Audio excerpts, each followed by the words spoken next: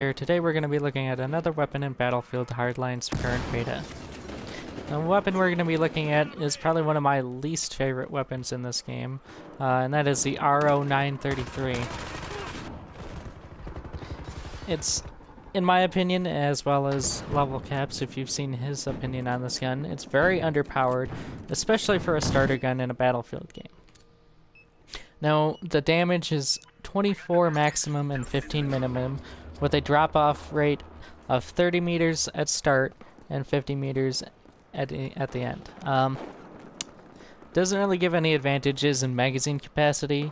It does have a bit of a faster reload speed than some of the others, at 2.3 for short reload and 2.7 seconds for long reload. It's about the only place that really gives you an advantage. So anyway, a little bit of real-world history about this gun is it was developed by Colt to be a really short, close-quarters variant of the M16A2. I'm not really going to go much more into it than that.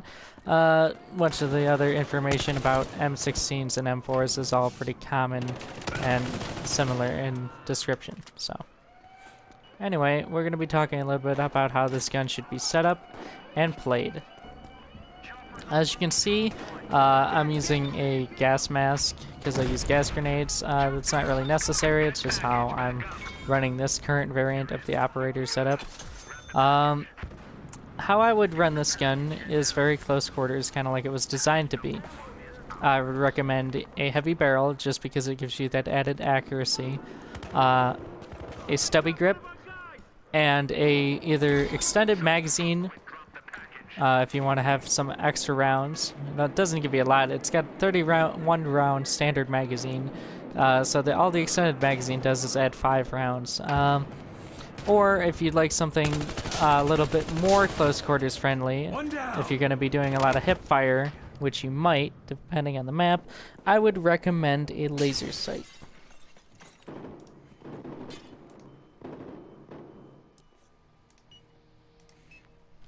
Okay. So other than that, that's really the best way you can run this gun. And it's not a gun that I would ideally use. However, I do realize, as many of you probably do, it's a starter gun for the operator loadout. So you might get stuck using it, depending on if you want to wait to use the other guns in the operator loadout, or you're just simply using it because it's the best starter gun you feel that you can use. Couple other things. This weapon does not have a weapons license, simply because it is available for both factions, both the cops and robbers. The next gun I will probably be reviewing is the G36 or the M16A3. Depending on what you guys want to see. As always, if there's any gun you want to see reviewed, you can let me know in the comments section. Okay, and is there anything more I wanted to touch on about this gun? Yeah, you can use it with an ACOG, but I would not recommend it. Again, as you have to put a lot of rounds downrange just to kill your target, and you have to limit yourself to semi-automatic fire only. Okay, so I'm gonna switch actually this extended magazine back out for a laser, as I feel that the extra 5 rounds aren't really worth it.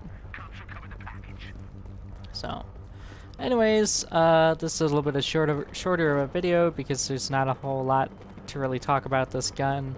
It's kind of a lackluster gun at best. It gets the job done, but it doesn't really do it very well. So anyway, I'm going to try and escape with the loot here. And then, depending on how that turns out, this will probably be near the end of the video. So let's see if I can get away with it.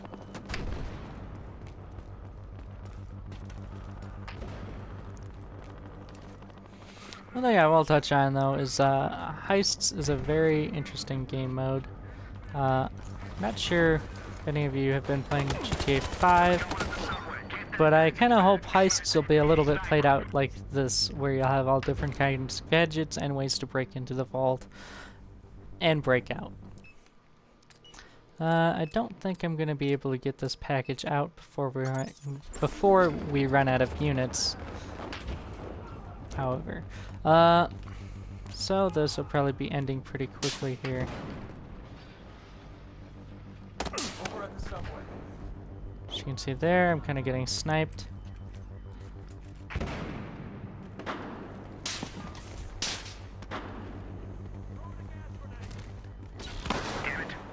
And we have had the package reset. Took him out. And it is still, it's not too bad at the longer ranges, but like that guy over there, even with an ACOG, I couldn't take him out.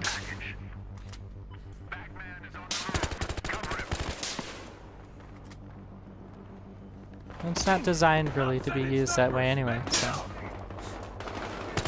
I think they should give it a little bit of higher damage. Maybe they can keep the drop off where it is, but just give it a little bit of a damage boost for when you're engaging targets at closer range. What's the sniper?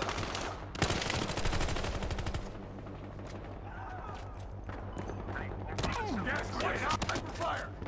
Got a cop hit down here.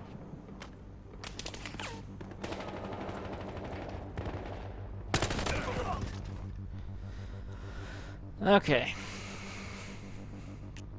So yeah, I think we're gonna lose this one. So I'm just gonna end the video here. Again, if there's any gun you'd like to see reviewed in the Battlefield Hardline beta, just let me know. It might take me a little bit to get the money together to get the gun. There are guns that I'm still saving for and trying out as it goes on. If there's any equipment you'd like talked about as well, feel free to let me know about that as well. And if you guys have enjoyed this video, be sure to give it a thumbs up. And if you're new here, subscribe. And don't hesitate to share this and my channel with all your friends. You never know who might like it. Anyway, this is Devon with Gaming in Progress, and I'll see you guys next time.